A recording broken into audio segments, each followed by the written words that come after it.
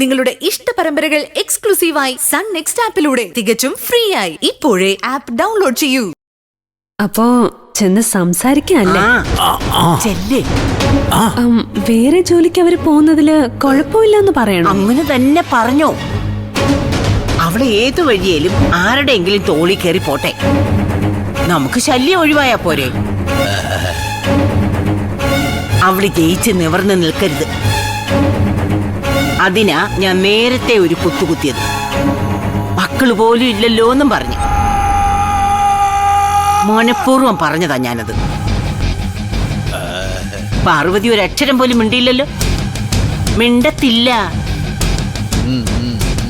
കാരണം പാർവതി ഒത്തിരി ആഗ്രഹിച്ചതായിരിക്കുമല്ലോ സ്വന്തം മോന്റെ കുഞ്ഞിനെ കാണണമെന്നും അതിന്റെ വളർച്ച കാണണമെന്നും ഒക്കെ.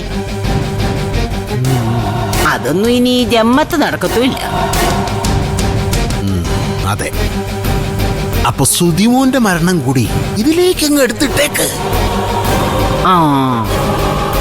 പാർവതി അതിൽ വീഴും. പോയി പറയാല്ലേ പറയാനല്ലേ എന്ന് പറഞ്ഞോണ്ട് നിൽക്കാതെ വിട്ടുനിന്ന് പറയാൻ നോക്ക്. ചാഞ്ഞ് നിൽക്കുമ്പം വേണം ഒറ്റ ഒന്നും കൂടെ കൊടുക്കാൻ. നീ ചെല്ലുവച്ചേ.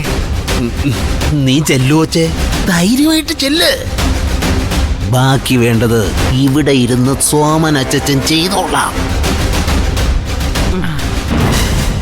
മന്ത്രത്തിലൂടെ പാർവതിയുടെ മനസ്സൊന്ന് കെട്ടിയിടാൻ ഞാൻ ശ്രമിക്കാം.